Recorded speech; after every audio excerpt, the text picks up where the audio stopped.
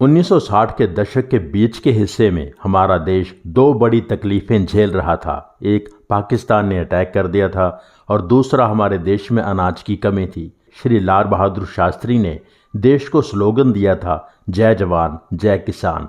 अनाज की कमी पूरा करने के लिए किसान की इम्पोर्टेंस और देश की रक्षा करने के लिए जवान की इम्पोर्टेंस, इन दो बातों को मनोज कुमार ने बहुत खूबसूरती से एक कहानी में पिरोया। इसलिए हमारे देश में बनी देशभक्ति की फिल्मों में उपकार का खास स्थान है। शास्त्री जी के साथ मनोज कुमार की मुलाकात उपकार फिल्म का कारण बनी। वो किस्सा आप इस एपिसोड में देख सकते हैं, जिसका लिंक आई बटन में है। कहानी का फर्स्ट ड्राफ्ट तो मनोज कुमार ने दिल्ली से मुंबई आते हुए ट्रेन में ही लिख लिया था। जब मनोज कुमार ने फिल्म अनाउंस की तो इंडस्ट्री के बहुत से लोगों ने मनोज कुमार से कहा कि हर कोई राज कपूर नहीं बन सकता, जो एक्टिंग भी और डायरेक्शन भी साथ साथ करे और दोनों में कामयाब हो जाए। मनोज कुमार ने कहा था कि पर शहीद बनाकर मेरे मुंह को खून लग चुका था, मतलब निर्देशन का नशा चढ़ चुका था, और उपकार बन जाने के बाद सबसे बढ़िया कॉम्प्लीमेंट मुझे राज कपूर साहब ने ही दिया था। फिल्म देखने के बाद उन्होंने कहा था कि अभी तक मैं अपने आप से ही कम्पीट कर रहा था, अब कोई आया है। कहानी के बारे में मनोज कुमार ने बताया था कि कहानी के मेन कैरेक्टर दो भाई थे। बड़े भाई का नाम था राम। राम इसलिए क्योंकि उसमें लॉर्ड राम के सारे गुण थे। मनोज कुमार ने बताया था कि मुझे गांधी जी की बात याद आई।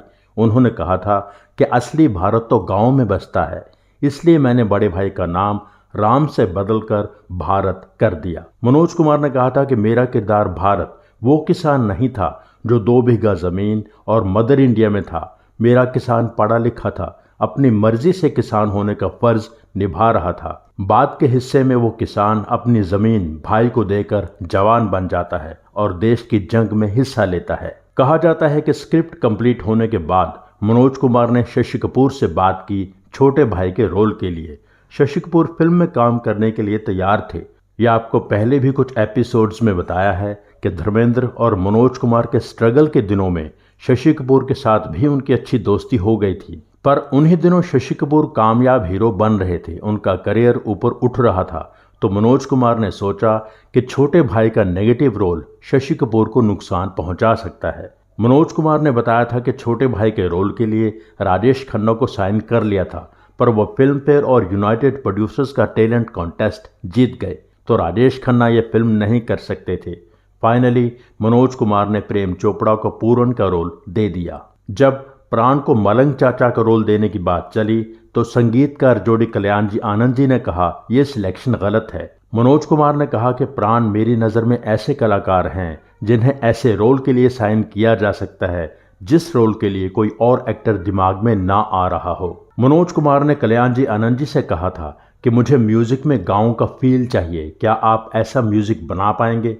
कल्याण जी आनंद जी ने कहा था कि हम लोग तो बना देंगे, क्या तुम फिल्मा सकोगे? उसके बाद कल्याण जी आनंद जी ने जो रूरल फील अपने म्यूजिक को दिया उसको 4 चांद लगाए। मनोज कुमार ने अपने एक्स्ट्रा ऑर्डिनरी फिल्मांकन से फिल्म की हीरोइन यानी डॉक्टर कविता के रोल के लिए मनोज कुमार ने आशा पारेख को साइन किया। आशा पारेख डांसर थी। उनकी फिल्म में उनके डांस के लिए कम से कम एक गाना तो होता ही था, पर उपकार में ऐसा नहीं था। आई झूम के बसंत गाने में आशा के 1-2 डांस मूव्स ही हैं। मनोज कुमार ने आशा पारेख को भी उसकी रूटीन इमेज से अलग रोल दिया। मनोज कुमार ने आशा पारेख से अपने हिसाब से एक्टिंग करवाई। इमोशनल सीन्स में आशा पारेख को माथे पर बल डालने की आदत थी। मनोज कुमार ने खास तौर से कहा था कि ऐसा नहीं करना है। शूटिंग के दौरान उनकी अनबन भी हो गई थी। वो कहानी जानने के लिए आप ये एपिसोड देखिए, इसका लिंक आई बटन में है। आशा पारेख ने अपना रोल बहुत अच्छे से निभाया। ये उन्हें भी समझ आ गया था कि सहज होकर वो और भी ज़्यादा सुंदर लगती थीं। भारत के पिता रामू का रोल कृष्ण धवन ने निभाया, जो बहुत छोटा रोल था। भारत की सौतेली माँ राधा बनी थी कामिनी कौशल, जो भारत को अपने सगे बेटे पूरन से भी ज़्यादा प्यार करती है। राधा के भाई चरणदास का रोल मदनपुरी ने निभाया, जो नेगेटिव कैरेक्टर था। चरणदास और रामू की लड़ाई में रामू की मौत हो जाती है। चरणदास 12 साल जेल में रहता है, पर जेल से बाहर आके भी भारत से दुश्मनी निभाता है और मरते दम तक निभाता रहता है। फिल्म के सारे गाने अच्छे थे और सारे हिट थे। मेरे देश की धरती सोना उगले, इस सदाबहार गाने के बनने की भी एक कहानी है। गुलशन कुमार मेहता, जिन्हें सब गुलशन बाबरा के नाम से जानते हैं, 1955 में बॉम्बे पहुंचे यानी मुंबई, और रेलवेज में उनकी नौकरी लगी। रेलवे गोडाउन में वो अक्सर बहुत बड़े बड़े थैले देखते थे, चावल से भरे हुए, गेहूं से भरे हुए, जब सारा अनाज ट्रेन से उतारा जाता और वहां रखा जाता। उनके पीले सुनहरे विजुअल्स ने गुलशन मेहता को इंस्पायर किया एक कविता लिखने के लिए, जो ऐसे शुरू होती थी, मेरे देश की धरती सोना उगले, जवानों भर लो झोलियां, खुशी से बोलो बोलियां। बाद में संगीतकार कल्याण जी आनंद जी की मदद से गुलशन बाबरा फिल्म इंडस्ट्री में आ गए और 1959 की फिल्म सट्टा बाजार में उन्होंने 3 गाने लिखे थे। सबसे फेमस था तुम्हें याद होगा कभी हम मिले थे। फिर गुलशन बाबरा की मनोज कुमार से भी दोस्ती हो गई। उपकार के समय गुलशन बाबरा ने मनोज कुमार को अपनी वो कविता सुनाई जिसका जन्म रेलवे गोडाउन में हुआ था, पर मनोज कुमार को वो पूरी लाइन पसंद नहीं थी। मेरे देश की धरती सोना उगले, जवानों भर लो झोलियां, खुशी से बोलो बोलियां। मनोज कुमार ने गुलशन बाबरा से जो फाइनल लाइन लिखवाई वो थी, मेरे देश की धरती सोना उगले, उगले हीरे मोती। पर गुलशन बाबरा और कल्याण जी आनंद जी इससे सेटिस्फाइड नहीं थे। उनका कहना था, मुखड़ा अधूरा लग रहा है, एक लाइन और होनी चाहिए, सिर्फ एक लाइन का मुखड़ा कैसे बनेगा। पर मनोज कुमार ने कहा, नहीं, ये लाइन इतनी ही रखो। अधूरे मन से वो लोग मान गए। बाद में वो सब लोग और पूरा देश मनोज कुमार को मान गया। इसी गाने के लिए गुलशन बाबरा को 1968 में film fair best lyricist award मिला था। महेंद्र कपूर को best playback singer of the year national award मिला। गाना आज भी कितना पॉपुलर है आप सब जानते ही हैं। गाने में रूरल टच तो है ही, साथ ही शहर के शॉट्स भी हैं जहां छोटा भाई पूरन गलत दिशा में अपनी जिंदगी ले जा रहा है। म्यूजिक का चेंज ओवर बहुत शानदार है। कस्में वादे प्यार वफा सब, बातें हैं बातों का क्या। ये गाना गीतकार इंदिवर ने लिखा था और कल्याण जी आनंद जी ने किशोर दा को दिमाग में रख के कंपोज किया था। पर किशोर कुमार तब तक अपने आप को गायक से ज्यादा एक्टर ही मानते थे। वो खुद के लिए या देव आनंद के लिए ही गाते थे। महमूद ने भी यारी दोस्ती में उनसे अपने लिए गवाया था, वो भी उनके कॉमन फ्रेंड R.D. बर्मन के संगीत निर्देशन में। किशोर कुमार के इनकार करने के बाद मन्ना डे से ये गाना गवाया गया।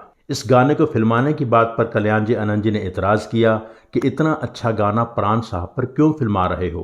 पर मनोज कुमार को अपने काम पर भरोसा था और नतीजा सबके सामने है। गाना शूट हो जाने के बाद, हिट हो जाने के बाद कल्याण जी भाई ने प्राण साहब से कहा था कि पर्दे पर बाकी एक्टर होंठों से गाते हैं पर आपने गले से गाया। मन्ना डे की बेमिसाल गायकी और प्राण साहब का बेमिसाल अभिनय, गाना एवरग्रीन है।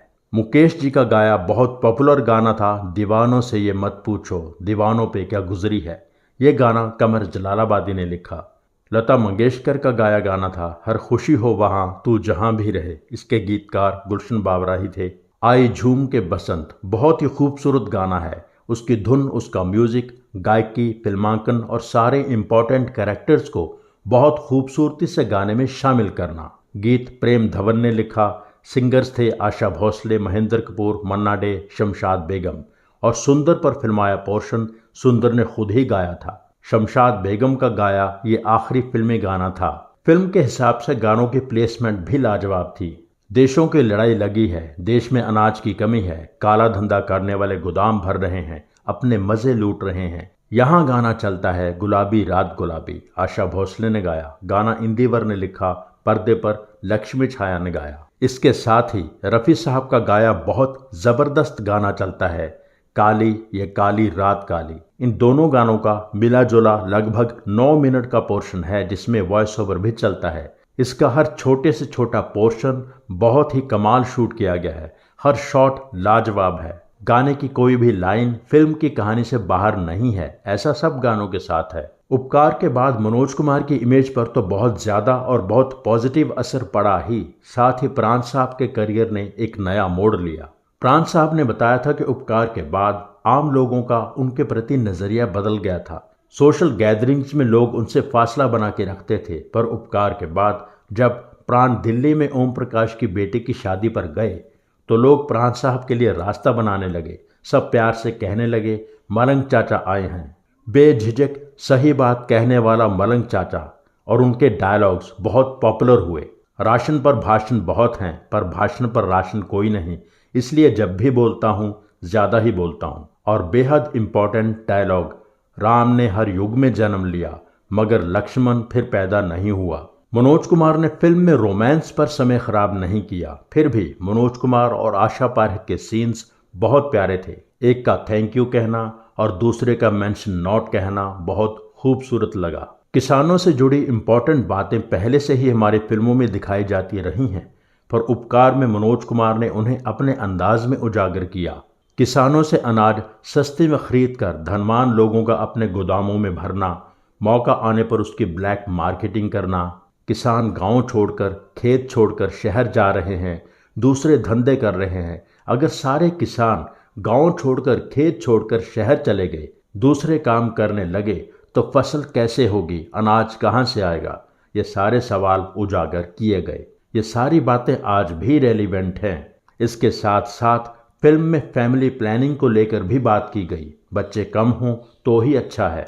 छोटे छोटे डायलॉग्स में बहुत सी बड़ी बड़ी बातें कही गईं। लाला और चरणदास जब पूरन और भारत में फूट डलवाते हैं तो चरणदास पूछता है, इससे हमारा क्या फायदा होगा? लाला कहता है, भाई भाई की फूट में हमारे भारत देश से बाहर के देशों ने हमेशा फायदा उठाया है। ये भारत तो नाम का भारत है। जमीन के बंटवारे के समय भारत पूरन को समझाते हुए कहता है, मैं भी भारत हूँ, मैं ना तो कभी बंटवारे के हक में था ना अब हूँ।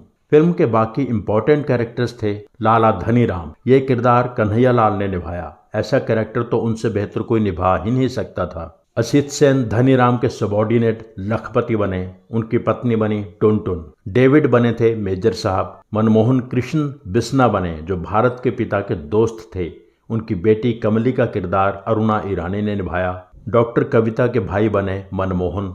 सुंदर के किरदार का नाम भी सुंदर था। उनके दो बेटों सोम और मंगल का किरदार गुलशन बावरा और मोहन चोटी ने निभाया। शमी जी भट्टी वाली बनी। फिल्म की ज्यादातर शूटिंग दिल्ली के पास गांव नांगल ठाकरा में हुई। बैलगाड़ी, हल, ये सब फिल्म यूनिट ने गांव वालों से ही लिया। सुबह शूट के लिए यूनिट गांव पहुंच जाता और रात को दिल्ली वापस आकर ठहरता। रात की शूटिंग के समय सब लोग गांव में ही रुक जाते थे। 1968 में हुए फिल्म फेयर अवार्ड्स में उपकार को 7 अवार्ड्स हासिल हुए। Best film, best story, best dialogues, best director Manoj Kumar, best supporting actor Pran, best lyricist Gulshan Bawra, best editing BS Glad. National film award for second best feature film Manoj Kumar को मिला। महेंद्र कपूर को best male playback singer national award मिला। ये थी 1967 की सबसे बड़ी hit सदाबहार फिल्म उपकार से जुड़ी कुछ खास बातें। एपिसोड लाइक ज़रूर कीजिए, शेयर कीजिए, कमेंट कीजिए। Thank you so much. जन खबर न्यूज़ देखने के लिए आपका धन्यवाद। चैनल को लाइक करें, सब्सक्राइब करें ताकि आपके लिए हम ऐसी और इंटरेस्टिंग वीडियो लाते रहें।